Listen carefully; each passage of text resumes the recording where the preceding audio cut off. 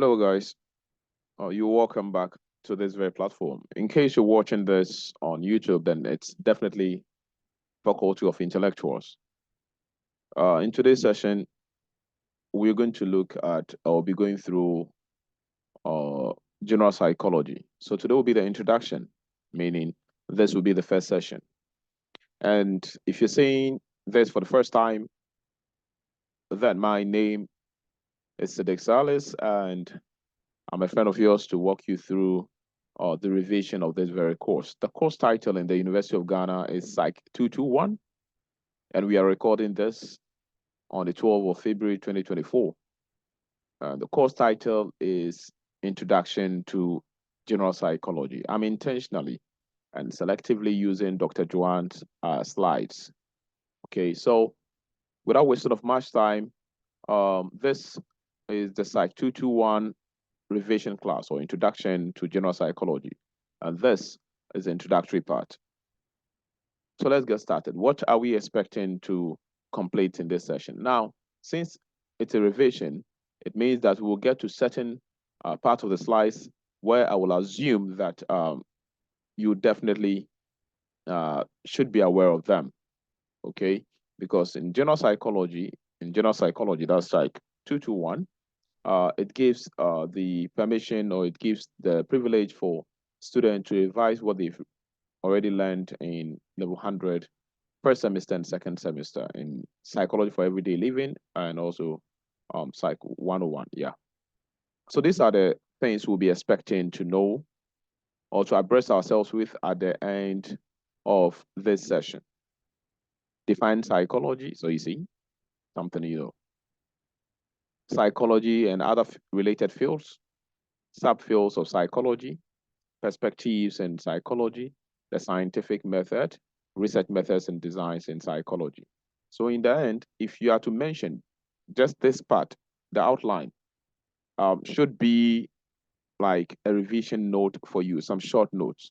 So when you are to look at this very outline, if you are to look at define psychology, okay, you should be like, I know.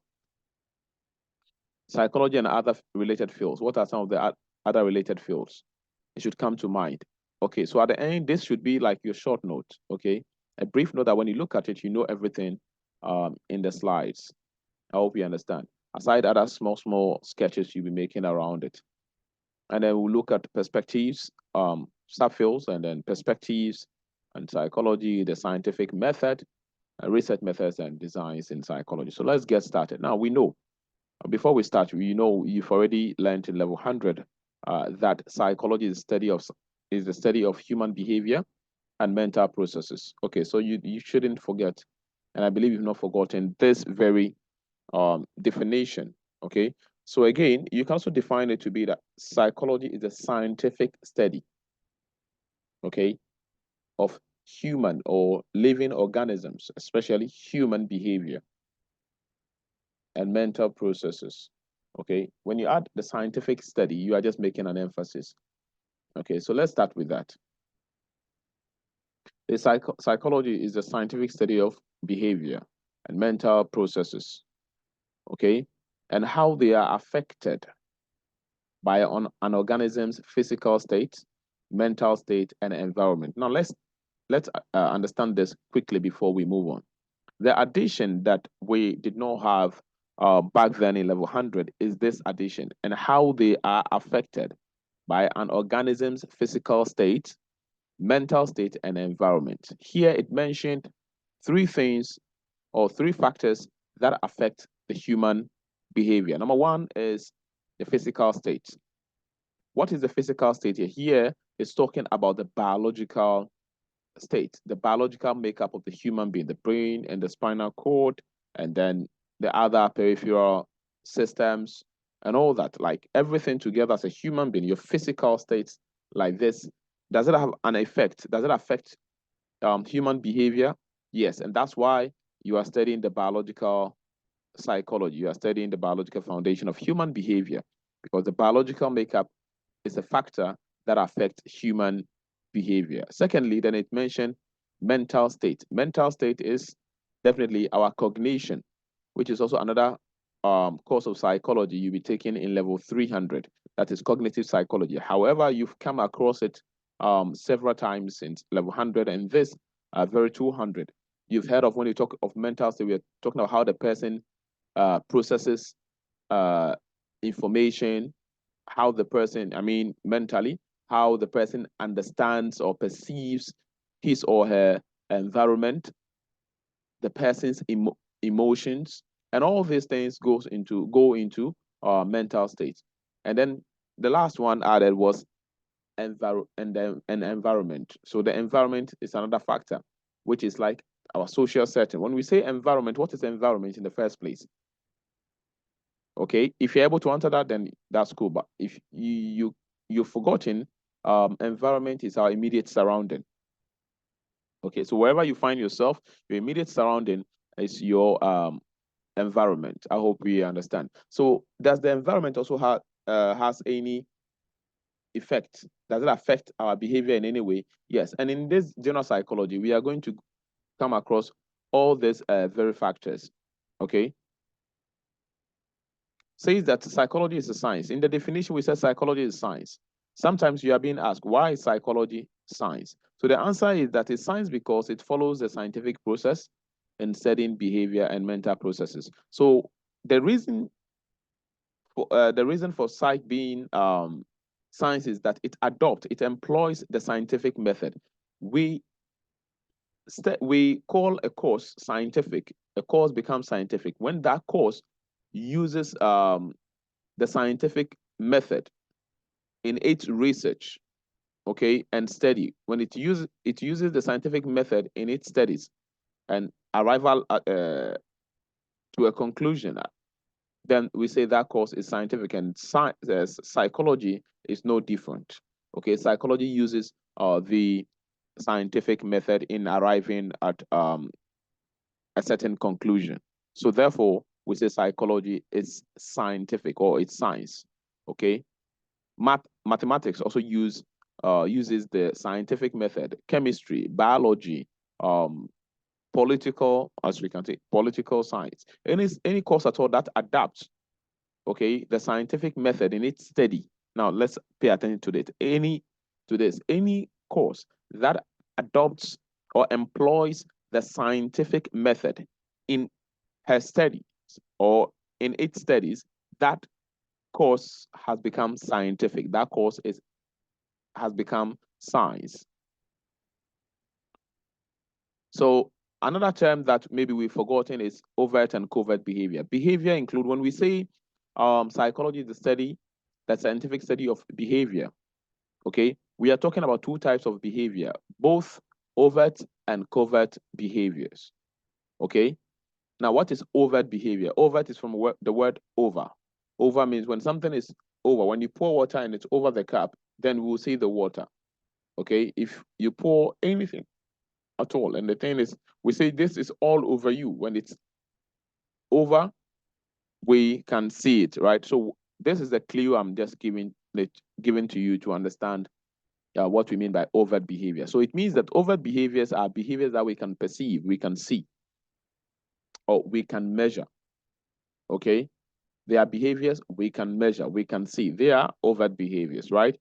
So for example, you can see my lips moving, talking, you can hear them, right? You can measure the volume, okay? The sound.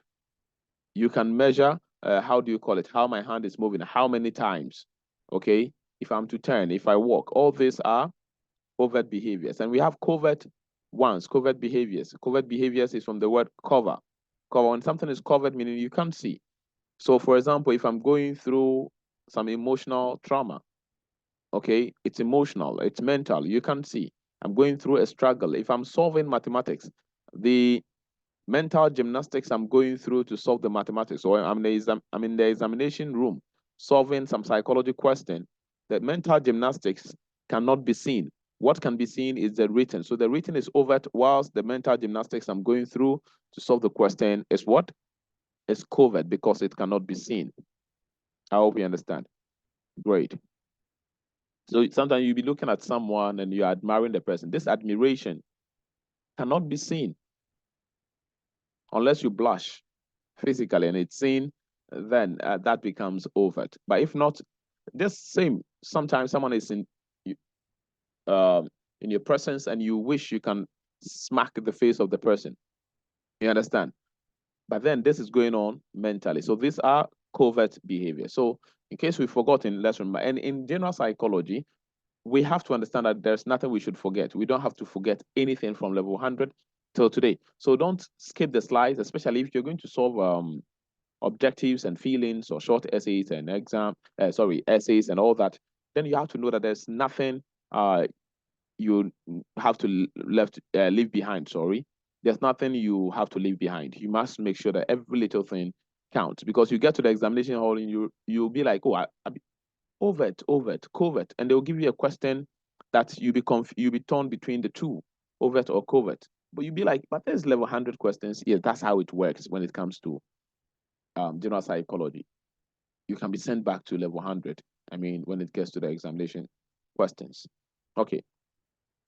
The focus is on individual, whether alone or when interacting with others. Now, what I'm doing throughout this explanation is that we have certain things ahead of us to study. I'm using this opportunity to explain briefly what we have ahead, okay? So when it says that the focus is on individual, whether alone or when interacting with others and the environment. So it means the psychology studies the individual, like individual, okay? Individual's mental state, individual mental health, individual studies the individual behavior. So whether alone, this is when you're alone, okay? Or when interacting with others. So when you are interacting with others, it becomes social. When we say social, it means an interaction has occurred between two people, then it has become social, right? When there's human interaction in our environmental settings, then that thing has become social. I hope you understand. So it means then we'll be studying social psychology and the environment, okay, and our immediate surrounding. So therefore, we have environmental psychology as well. Now, mental processes include thoughts, emotions. When they say mental processes, we have explained the behavior part, okay? When it says the scientific study of behavior, we explain that part. The mental process, I've explained that one too in a jiffy, but then here it is again. Mental processes include thoughts, okay? What you're going through in your mind, emotions, perceptions. Perception means how you understand your environment. When people are speaking, when you are seeing something, how are you understanding what you're seeing? We'll get into that details. Reasoning processes, okay? Memories and biological activities, okay? Biological activities, we say that the mind is a side effect of the brain, okay? And you should know this right from the beginning of biological psychology, okay? And I know you are studying biological psychology, okay? We say the mind is the side effect of the brain. So brain activities, which is biological, creates or help in facilitating the mind.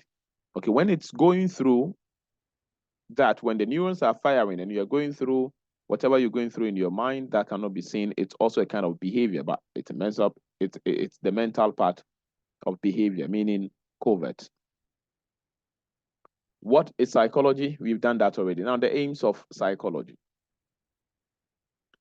The science, this very science, what does it stand to achieve? You've done this in level 100, right? But don't forget it. If you're in level 100 to watching this video, you should be thankful because you are coming across these things at a very early stage, okay? Okay, so number one, the aim of psychology is to describe behavior, explain the behavior, predict under which condition the behavior can occur, and then also control the behavior, that is, help to improve the behavior. So let me explain this with some scenarios quickly. Describe behavior. Sometimes you are being given a problem question in psychology, okay? And you are being given, the problem question comes with a scenario. In this scenario, you then be asked that which of the goals is the researcher or has the researcher gotten to or trying to establish at this point, okay, or something like that. You would definitely be coming across such questions. But then you have to know practically the understanding of these aims. So, for example, when we say this science, this very science we're studying, the psychology, is to describe, what is it describing? Behavior. So what do we mean by that? Psychology try to put labels on behaviors. So when you have to say that, oh, this person is a very um, generous person, the word generous is describing a behavior. When you say this guy has a good sense of humor, this lady is very jovial, this lecturer is a very nice person, this person is a very emotional person. This all this you are doing, you are describing a behavior. I hope you understand. And psychology tries to do that. That's what psychology does. And if you're studying psychology, then you should be at the very best when it comes to describing people's behavior. You should know when to call someone stupid, when to call someone intelligent, when to call someone a fool, when you are to call someone any name at all, describe anyone at all. Remember, that's your field. So you should be good at that. You shouldn't just be throwing words here and there. Okay. Now, assuming you meet a friend, and this friend is drunk. Oh, sorry, I've described it. I've described because I said drunk. Okay, so let's move away from that. You meet a friend, and the friend was kept laughing and laughing and laughing and laughing. Okay, so the laughing is a behavior, but then that's not what I mean here. What would you be thinking is wrong with this your friend for 10 minutes to 20 minutes? Okay, check more here front end. Okay, if I can't remember.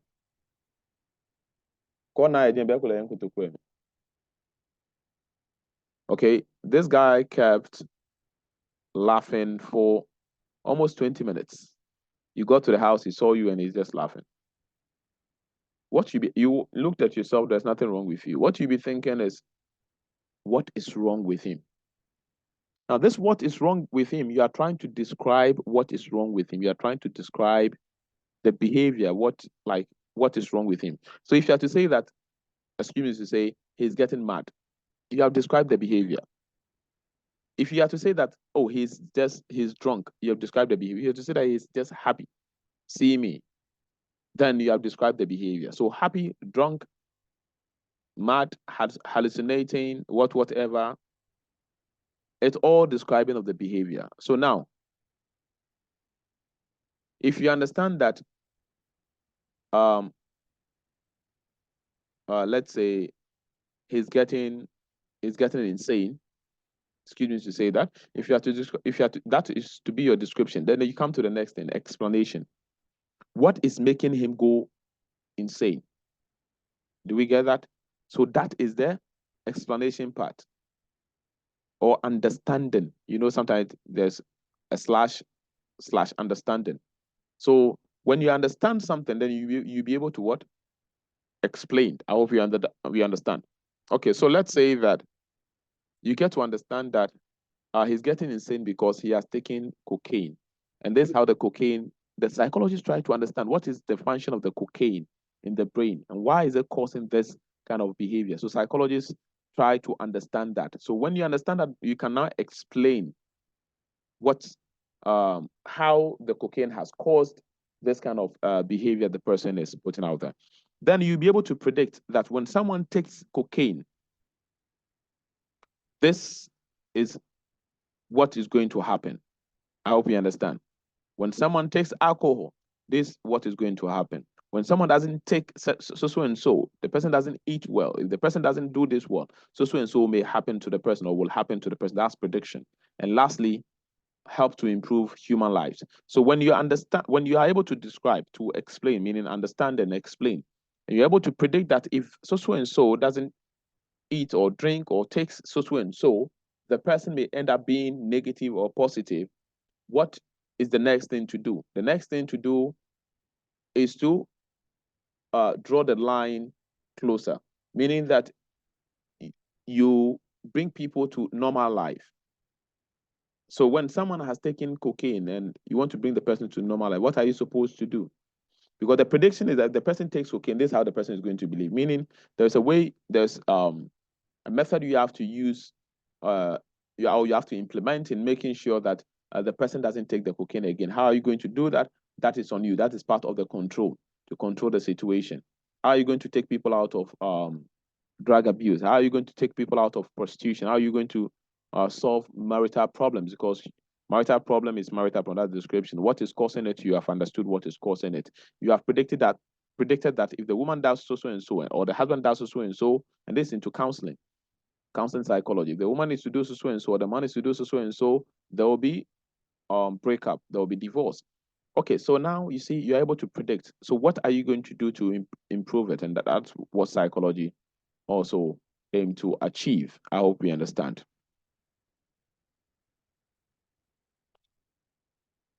Similarities between psychology and other fields. The similarities between psychology and other fields, such as we are going to look at something like psychiatry and clinical social work. Now, the focus usually is on psychiatry, psychology and psychiatry. People normally confuse them. Okay, some will be like, I'm going to see the psychiatrist, some will be like, I'm going to see the psychologist. But what's the difference? Okay, so a psychologist is someone who has just completed a Bachelor of Science or Bachelor of Arts degree in psychology. See, the person has proceeded with either master's or PhD or PsyD in psychology, meaning how do you call it? A doctoral degree in psychology. Okay, that person is a psychologist in any of the fields of psychology. But a psychiatrist is a medical doctor who has specialized in human behavior and psychopathology. Okay, so the person is a medical doctor, but his or her specialty is around psychopathology. When you say psychopathology, that's mental ailment, okay, mental problems, okay. So that is it. The similarities is that all study mental illness. Mental illness, you say, or ailment or psychopathology, okay? Psycho means mental, as we know. And then pathology means like the study, logy, right? The study of something. So the study of like problems. What problems? Psycho problems. You understand?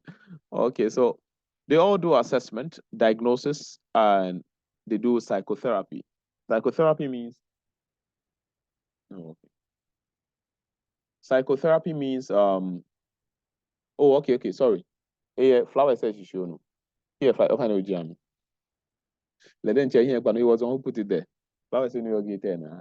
And here, like, okay, so, sorry, guys. So, where are we?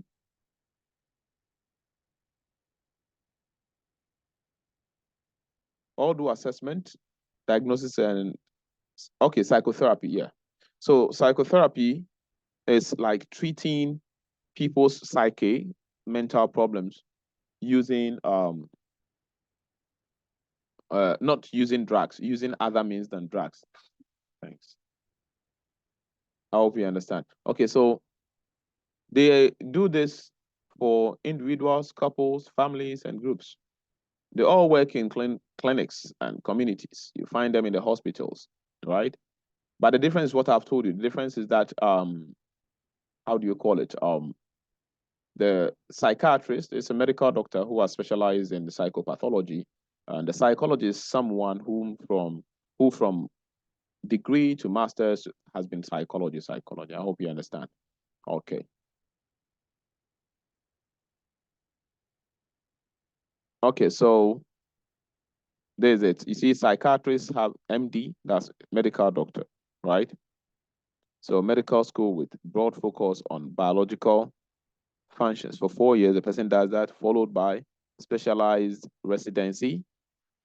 Residency is like the practicum, okay, about mental illness and its treatment with a focus on medications for 3 to 4 years, making like 7 years or 8 years. Okay, so what of the psychologists? I've already mentioned about that. They either have MA or PhD or MSc. They didn't put that one here. I wouldn't have time to discuss the difference between all this. But then we will meet on a different platform to talk about the difference between PsyD, PhD, EDD, MA, MSc, and all this ones. They are postgraduate, how do you call it? Post first degree programs. Post first degree program, we have the MA, we have the MSc, and the rest.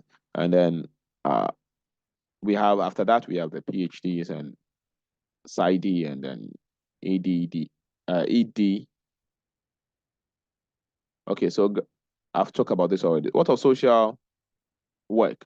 They also have degrees like MSW, the LCSW, that's a graduate course on human behavior, psychotherapy, community resources, 2 years of graduate training. Graduate training means after you finish your first degree, the training you get later, followed by 2 to 3 years of supervised clinical work. Okay, so let's move quickly. Subfields. Some of the fields under psychology. Under psychology, you can become any of these, you can be in any of these fields. Okay, we have several fields. We have the behavioral neuroscience, okay, or clinical neuropsychology. So the behavioral neuroscience is new, we call it neuropsychology, okay? You can specialize in neuropsychology. That is, for you, your focus is on how our biological makeup affects our behavior. So the focus will be on biology, okay? The biological aspect, that's the new scientific aspect, okay? But in relation to our behavior, in relation to mental illness or psychopathology, I hope you understand. Great. Second one is experimental psychology. You can become an experimental psychologist, more like, how do you call it? The main backbone, or I say the main backbone, the backbone of research. Okay, that's experimental. Experimental research in science, that's it, like the backbone of, how do you call it? Of the science, of the field, of research. Okay, so experimental psychology focuses on addressing the question, how do people sense, perceive, learn, and think? This field studies the process of sensing, perceiving, learning, and thinking about the. So for that one, it's more like a research work, right? It's more like a research. Why do people do this? How do they do it? Okay. And this type of research, if you remember, that's what they call the primary research or basic research. You know, we have basic and applied, right? So experimental research is more like the basic research. So they understand, they try to understand situations, right? Okay, so we also have cognitive psychology. Cognitive psychologists, for them, they, instead of focusing on the biological part, they focus on actually the mental aspect, the mental, like what we cannot see. You know, you can see the brain, right? You can see the amygdala, the hippocampus, you can see the brainstem, the medulla, you can see all this, but you can't see the mind, right? So they go deeper into the mind. Developmental psychologists, for them, they study human behavior right from the womb to the tomb, the changes that occur right from conception, okay, of a human, until the changes that occurs until death. Then we have personality psychology. So if you hear that people are saying that this guy is phlegmatic, this guy or this person is a sanguine, this person is this and that, this is studied by personality psychologists. Okay, so for them,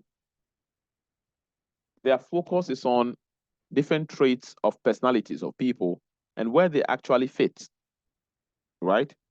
And how they can modify their behaviors.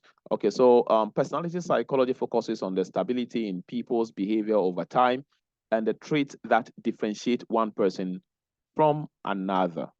Okay, health psychologists. You know, sometimes you may be going through some health issues, okay?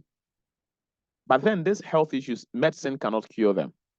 Someone will be having back pain, severe back pain. The person has taken every drug, has gone for every physical treatment.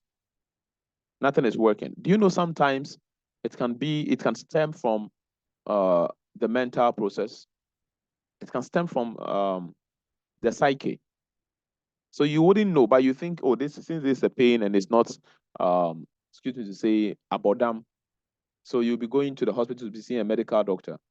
If the medical doctor treats you for some time, they may realize that you will need a psychologist. Which type of psychologist? A health psychologist. Sometimes there is nothing wrong with you physically. It's stemming from the mental processes. Let me give us an example. During the time of COVID, you all remember, during the time of COVID, most of us started coughing, starting feeling feverish and all that, but there wasn't COVID in our blood. There wasn't COVID in our system. But due to the fact that we've had, that's the environment has exposed our minds to the fact that this disease exists. And this is what it's doing to people. The mind grasped it and it started working on our body. We started coughing, but in reality, there wasn't any disease. And a lot of people went through this. Now, if this thing persists to most of Ghanaians, the government has no choice than to employ certain professionals, and they will be the health psychologists. How can they help you mentally to get rid of this ailment? So usually, health psychologists work with medical doctors in many cases, because while the medical doctors are treating you physically with medicine and all that, the health psychologists are also taking care of you mentally in relation to your health. Okay, great. So sometimes some stress from work and all that, and it's causing certain body problems and all that. They will be able to detect it and then deal with it. Clinical psychologists. Clinical psychologists, there's a main thing you have to note about them. You see, the health psychologists, they deal with things of like health, like headache, back pain, like coughing, like doing like something that is of body health, right?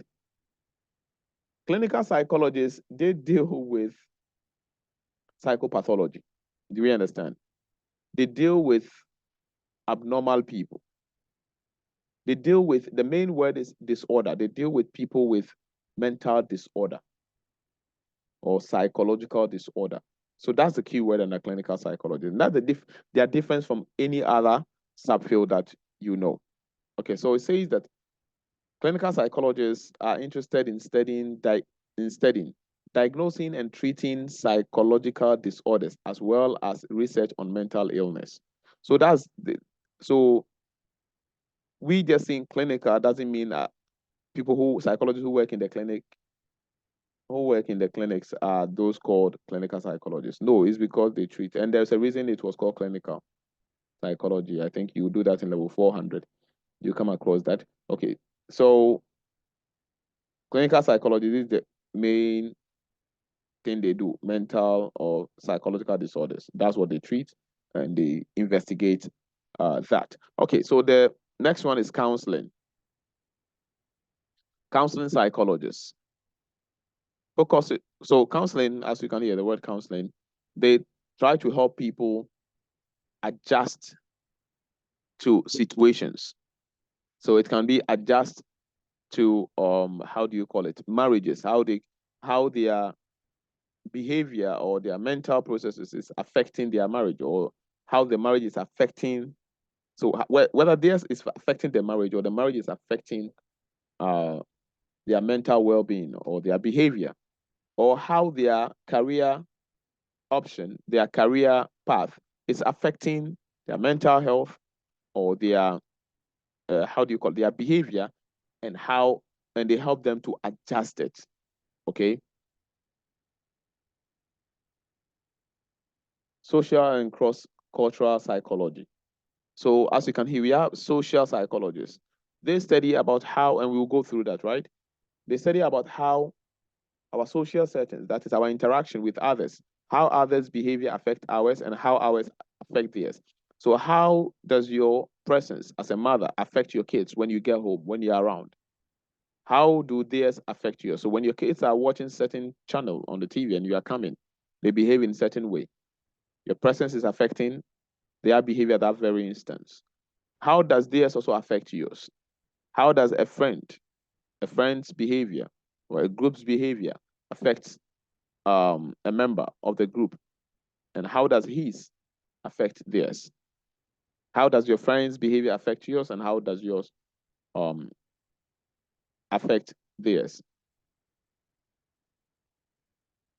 So these people, these social psychologists, we've talked about that already, social and cross-cultural. So there are people that study people in different settings, people with different cultures, and how these cultures and their social settings affect each other. Okay. So for example, they have we call it hypothesis. How do our social, I'm saying it to be an hypothesis. How do our social networks affect behavior? Our social network. You see, I'm a Ga or I'm a Dagbani, a Dagumba, relating now in a Ga person in Dagumba land. They're like we are marrying from each other and Ashanti. And this social network, how does it affect our behaviors?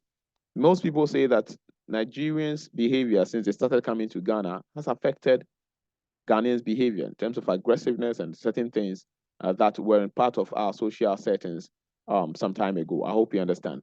So that is social and cross-cultural psychology, is what they also focus on. So in case that's your interest, here you go. We talked about social psychology too, right? You can make time and read. For now, it's revision time. So I'm just hoping that you are familiar with all this. Now, professions in psychology, you can choose to be this or that. Basic psychology, be a basic psychologist or applied psychologist. One is not more powerful than the other. They all demand a lot. Because sometimes when people hear basic science or basic psychology, they think, oh, okay, so this is basic. That's not actually what it means. The basic doesn't mean like that's the less. No, it means that's the foundation. That's the foundation. So what does it mean? For basic psychologists, they try to pay attention to this. They try to understand situations. They try to understand behavior. For example, how does can alcohol affect one's memory recall? Can alcohol affect recall? Okay. Can it affect one's memory, long-term memory or short-term memory? Can it affect memory? Does alcohol affect memory? So they will try to understand this. I hope you understand. So let me use this situation too. So any science at all, any field of or profession of science at all that try to understand situation is not applied. It's basic because that's where the research is starting from. So let's give example with let's say COVID-19. When COVID-19 came, there are people who described it, gave it a name. Don't forget. And when they gave it a name, remember that they tried to understand the virus. They were telling us that they were trying to study whether the virus has a DNA or not. How does the virus work when it attacks the human system? They'll be telling you that it attacks the human lungs and blah, blah, blah, and the respiratory system, and then the human cannot breathe here and there. So they are telling us about how, remember, how does it work? Why does this happen? Okay. So they are telling us about how it works. You understand? Okay. So, and they were the same people telling us why it's happening. Now, the other group of people that came later, and they were like, okay, now there's a problem. We have understood the problem. Okay, but how do we control it? That's the applied part. How do we control it? How do we solve the problem? So they are going to use the research that the basic scientists have done. And based on that, they are going to develop a solution to the problem. So we heard of the antidotes, that the vaccines that some researchers, some scientists are coming up with. So those who were developing the antidotes, the vaccines and all that, these people, they are the applied psychologists. I hope we understand. So this is also same when it comes to the science of human behavior. Okay. Why do students fail? Why are the students failing? Why this and that? Then there are other people that would then bring in measurement to solve the problem, how children can improve, not why they are not passing. But now you've brought in that problem. We've studied the problem, but then where is the solution? How do we improve that? Okay. We know that when people have to wake up in the morning and go to work and all that, sit for 8 hours and all that, blah, blah, blah, blah, blah, it affects their mental state. And okay, so what's the solution? So these people will take the complaint, will take the research, the basic research, and then bring in solutions. Okay. Okay. Perspectives in psychology. Perspectives is like how, for example, if you come to me and be like, your head is aching,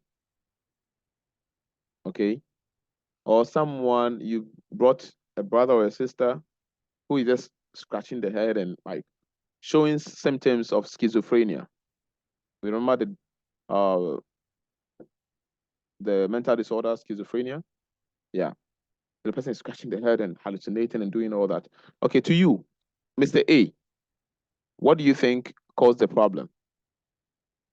Be like, maybe she's thinking too much, maybe someone has hurt her, and maybe she's going through some it was a divorce that is affecting her, or all this you are saying that is affecting her mental state, then we can say that you are a cognitive psychologist. So you are coming from a cognitive perspective, okay, cognitive understanding of what the problem is. So therefore, you, if you are to solve the problem, you come from the angle of cognition, angle of cognitive psychology, cognitive psychologist.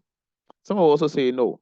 It could be that there is an overpowering dopamine or serotonin or whatever, and then you understand when the person start to talk like this, meaning the person is a biological. It's coming from the biological perspective. When the person start to mention drugs, and the person start to mention amygdala, and the person is mentioning how do you call it, the forebrain, and then you know that this person is coming from. He's saying that no, it's from this perspective. The person will be speaking from the biological perspectives. Then we have perspective. Then we have the learning perspective. The learning perspective has to do with how we associate, how we learn through association. Association could be classical conditioning, or operant or instrumental conditioning, or be social conditioning. In all this, it is said that they have cognitive elements in them. So social means you are associating your behavior. You were able to learn your behavior by observing someone, a model. We call it a model. Or operant conditioning or instrumental learning. That is, you now don't steal anymore, or you are now a thief, because anytime you steal when you were a kid, you are being rewarded for stealing. Okay. So that is why. So these are all learning. Or it will be that when you fear blood because when you were when you were younger, you watched a video, a film that someone touched blood and the blood turned into how do you call it? Horror, and the horror killed the person, and therefore you will have intense and immense and irrational fear for blood. I hope we understand. Now this is classical conditioning. The last one I did is classical conditioning. Okay, meaning you associate death with blood, which will tend to horror and kill you. So that is the learning perspective. So someone will be like, okay, why is this person fear? Why does this person fear blood? While this person is talking from overthinking or an irrational thinking, as a cognitive man, or this person will be talking about hippocampus and amygdala and forebrain and the parietal lobes and whatever, olfactory bulbs and whatever. This person, the another person will be talking about, no, he watched the movie when he was younger, and then maybe so they'll be having, how do you call it, hypothesis. They'll be proposing them. Okay, so that's the diagnosis. So they'll try to understand it from the point that maybe you relate. So for if someone is to say that, okay, I don't want to marry anymore, a learning psychologist or someone who is coming from the learning perspective, a behaviorist, I would say, would be like, she's now relating marriage to stress because her first marriage stressed her, or she has seen a family member that went through hell in marriage. So for her, hell is associated to marriage, and therefore she doesn't want to marry. Now, this is from the learning perspective. I hope we understand.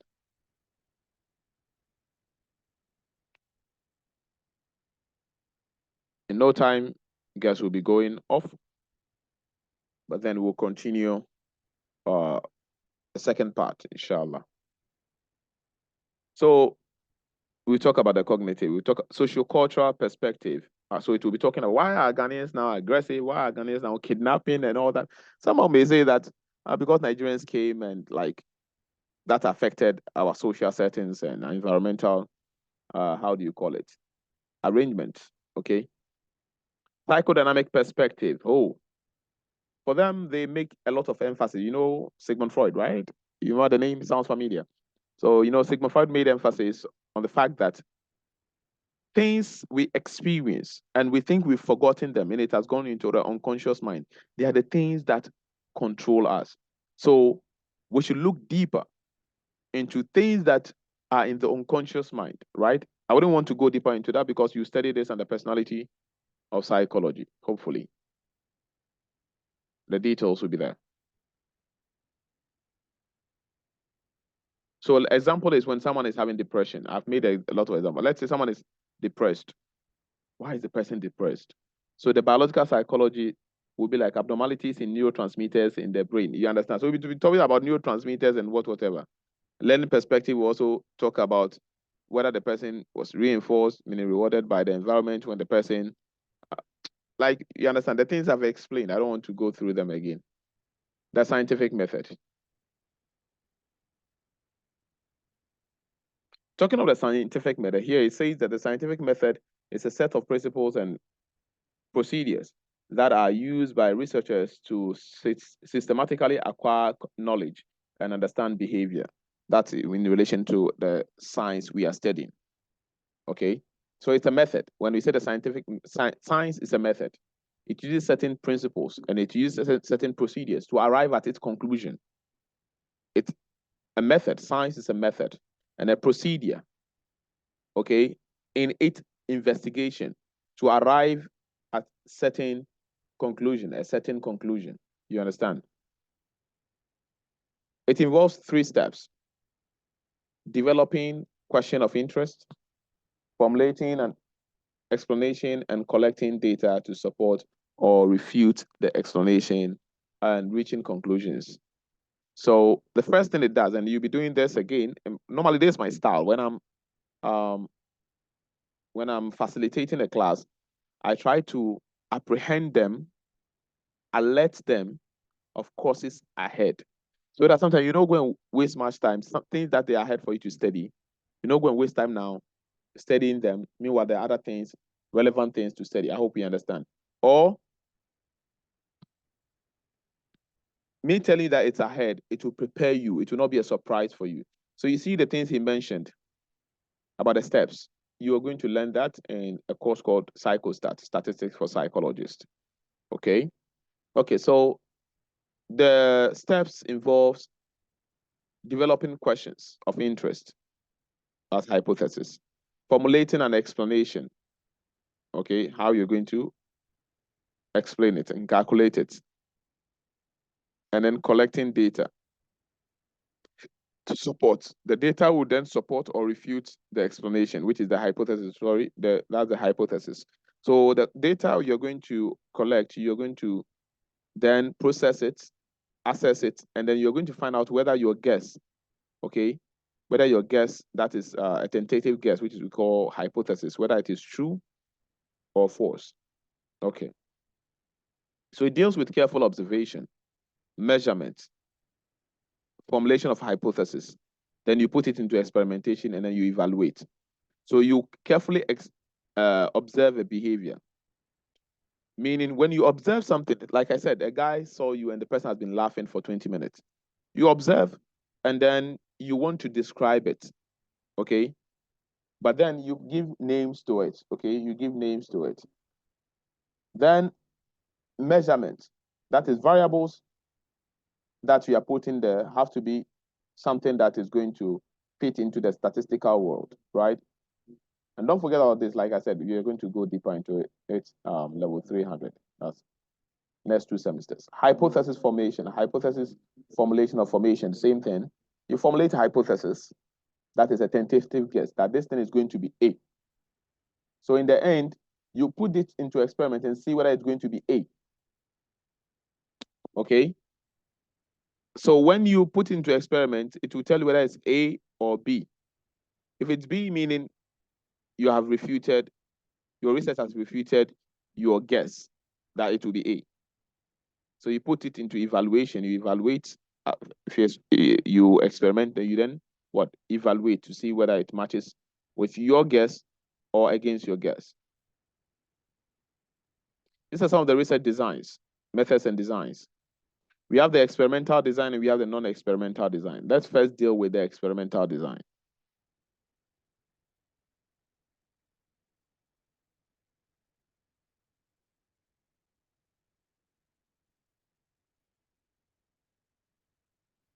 Okay, so it's not talking much about the experimental design. So let me tell you about it then.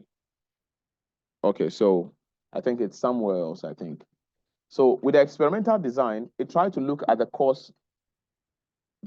Remember when we were talking about experimental psychologists? Yeah. So with the experimental design, it tries to look at the cause of a phenomenon, okay? A cause of a situation, a cause of behavior. Now, it deals with some variables. I believe you remember them. The the dependent variable, the independent variable, and then the extraneous variable, okay? Now, the backbone and the reason for this is that for the experimental design is that it has higher level of controlling the experiment, manipulating consciously, okay, manipulating the independent variable whilst observing the dependent variable. And then you have the control over the extraneous variable. Now put this into writing, put it down. Write IV, leave space, or come down and write DV, and come down and write EV. So we have IV, DV, and EV. Okay, you see the IV, that is the independent variable. Right at the top or right next to it, against it, that manipulates. Now come to the DV, and right on top or against it, observe or measure. Now come to the EV, that is the extraneous variable. The DV means dependent variable. The EV means extraneous variable. And right against it or on top of it, control. Control. So this is what it means. We say we manipulate the independent variable. We manipulate the IV. And we measure or observe the DV. And we control the EV, the extraneous variable. So now let's explain that. What do we mean by manipulate? Manipulate means you change, okay? So for example, if I want to test whether this exercise, this particular exercise, work on memory strengthening or recall, okay? There's an exercise, let's say squatting. I'm researching to see whether it's strengthening memory. or recall. Okay. Now you see, then you'll be asked a question between the memory or between the recall and the exercise, which of them is the dependent variable or which of them is the independent variable? So let me talk of the independent variable. The independent variable, what did I say you should write against it? Manipulate. It means the one that we can be changing. Okay, so you see the exercise when I start, I'll do like 10 and then go and observe if, let me even use losing of weight. Okay, and go and stand on the scale and see if I've lost weight or not. If it's memory, and go and check if my memory has enhanced or not. So what depends on what here? You see so if I do 10, I go and check and come back and do 20. I go and check. So what I'm changing, the variable that I'm changing, I'm manipulating here is the independent variable. And that is the squatting. Okay, that's the exercise.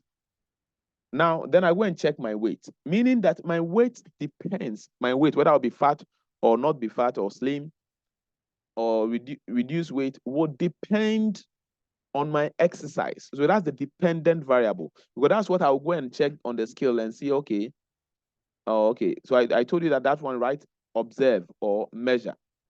Okay. Down the extraneous variable. Do you know that it could be that, yes, I'll be training and I'll be losing exercise, but not really the exercise is what is, the exercise is not what is really affecting the reduction of weight. Do you know that? It can happen, yes. It could be that there's a drug I have been taking, which I don't even know. Maybe it's a painkiller or something I don't even know. And it has also been affecting my how do you call it, weight or my recall. And I'm not aware. Then I'll be reducing weights and I'll be like, oh, okay, so the exercise is working. Then I'll come to the conclusion that squatting reduces exercise weight, or squatting increases how do you call it, memory recall. But then I may be mistaken. Maybe it could be the drug, or it could be that I'm going through breakfast. So that is also affecting me.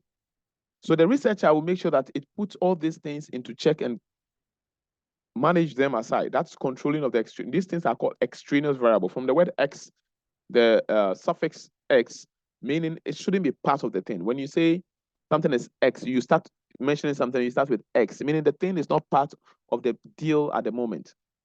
So when you say ex-president, when you say ex-wife, ex-husband, okay, express, extra, meaning it's not part of the main thing. Okay, good. I got an extra pay, meaning it's not part of the main pay. So when you say extraneous, meaning there are variables that it's not what is of steady. That's not what you want to. You don't want them to affect your DV, meaning what you want to measure. You don't want it to affect it to look like that is the reality. I hope you understand. Good. If you understand this from this level, then you are good because you'll be seeing it again.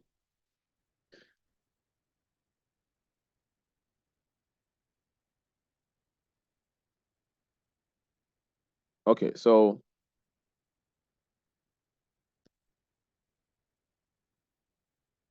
in non-experimental research, so it's like we are done with the experimental research. In non-experimental research, there is often careful observation and measurement, but in experimental research, there is also random assignment and manipulation of a variable. I've talked of the manipulation of the variable, but then what is random assignment? Random assignment is giving equal chance for the experimental group and the control group, okay?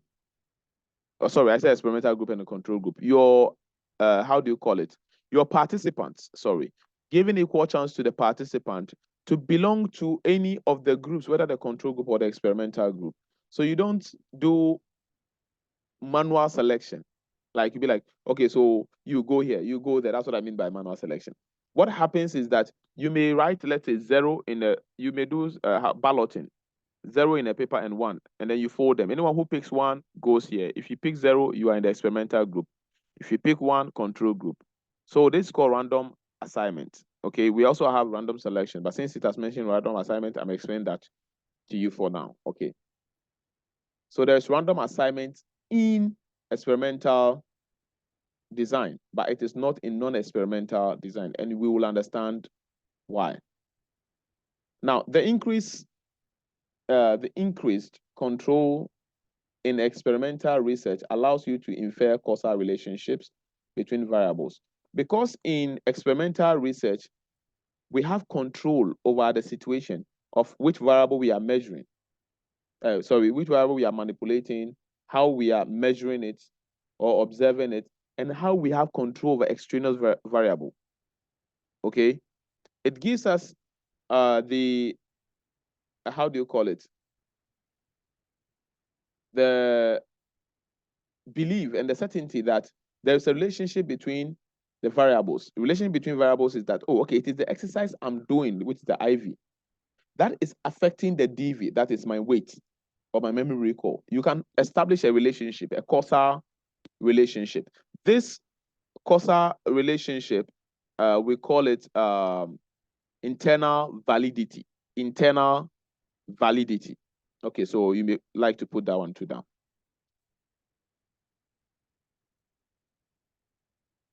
Now, we also have case studies in non-experimental design.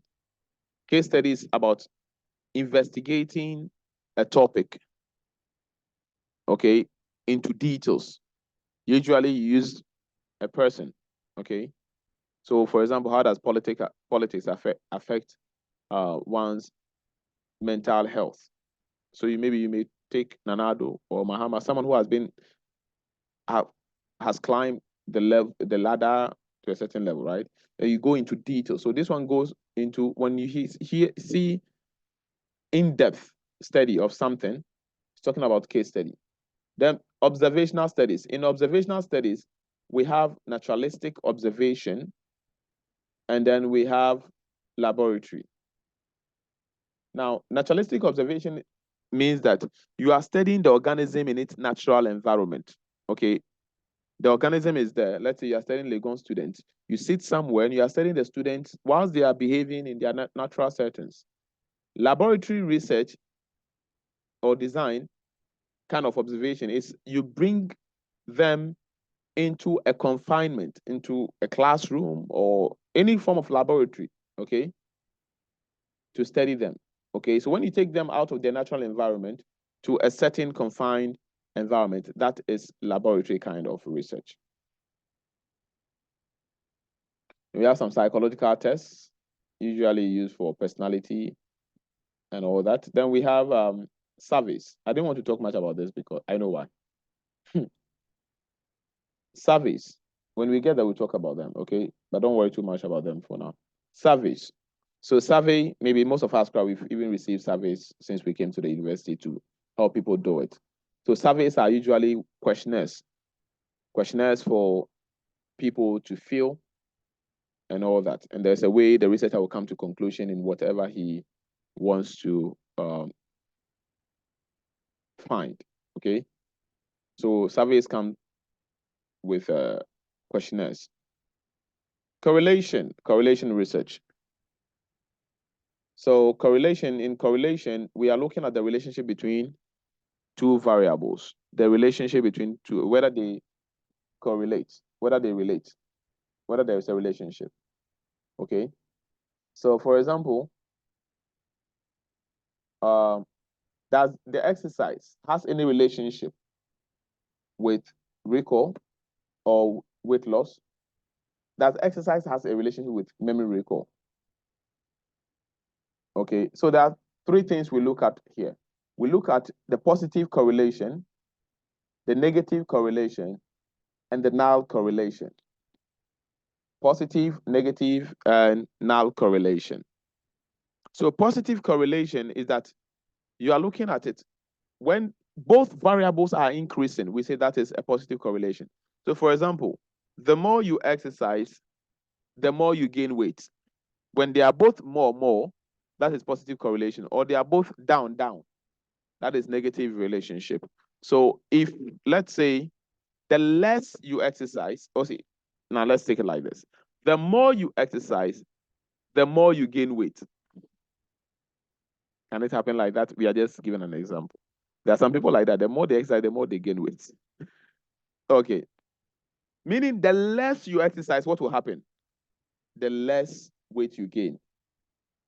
Now, whether it's both variables are coming down or rising, that is what we call positive correlation. Okay. So let's say the more you gain degrees, or the better your degree, the better your pay. This is a positive correlation. The more you study, the more effective you become intellectually. There's a positive correlation. Meaning the less you study, the less intellectual you become. I hope you understand. Good. Negative correlation is has inverse relationship. What do we mean? If one is going up, the other is coming down. So the more you exercise, the less you recall. See? Negative. The more you grow in certain businesses, like Ashawo, the older you become in the hookup business, the less your pay. You see? Then that is a negative correlation. So if you have some certain drug has been administered to you and you're taking the drugs, the more you take the drugs, the less your pain. Then that is a negative correlation. Now, null correlation or zero correlation, with that one, whether you are taking the drugs or not, the pain is the same. Do you get the point? Like hookup business. Whether you are old or young, your pay is the same. This is zero correlation. So there are some people, they have been going to the gym, whether they gym or not, their weight is the same. Their stomach is the same. You get it? That is null correlation. Here, you are not looking at the cause of something. You are looking at whether there's a relationship first. You understand? So we talk about all this. In the experimental research, we talk about the independent variable, the dependent variable, and the extraneous variable. Do you remember independent, dependent, and extraneous? We talk about all of them. The control group and the experimental group. Okay, the experimental group, let's talk about this first. The experimental group is the group that receive the treatment. So if it's about exercise, the experimental group are those who are going to exercise. If it's about drugs, they are going to take the drugs. Okay. So anything that, how do you call it, has to be administered, it's administered to the experimental group, whether exercise, food, drugs, whatever. The control group are those that don't take anything, do not take the administration of anything, but just remain as they are. So that at the end, we are going to compare these people to them and see, because they all started, they were let's say skincare product. When they all started, you took a sample, and the sample, they're all the same. Okay, no discrimination. So let's say we were all black. And this skincare, let's say, is to tone our skins. So the control group will not take anything. The experimental group will receive the administration of the skincare product. Then after some time, we come and compare them to the control group and see if there has been any changes. Then you evaluate the study, okay, whether there has been difference. So here we have descriptive statistics, and you'll be doing that, don't worry. We have information statistics. In descriptive, you'll not be going too deep because that one wouldn't be too much of a concern now. But then we have influential statistics, and that will be of focus. We have the t-test, we have the z-test, we have the one sample t-test, we have the two sample t-test, we have the dependent t-test, we have the ANOVA, we have one-way ANOVA and all that. We have the meta-analysis, meaning bringing together different studies to come into a certain conclusion. Okay, so observation, we talk about observation, but these are the advantages and disadvantages. You can read this on your own. Correlational studies, their advantages and disadvantages. I know the reason why I'm skipping this, don't worry. You can read it on your own. Experimental studies, advantages and disadvantages. Ethics in research. Please read this by yourself. Okay. This is English. You can read it by yourself. Okay, so on this note, how can we study the impact of distance education on knowledge acquisition in the Ghanaian context? So when the question is, first of all, how? That is basic then, basic psychology, basic research.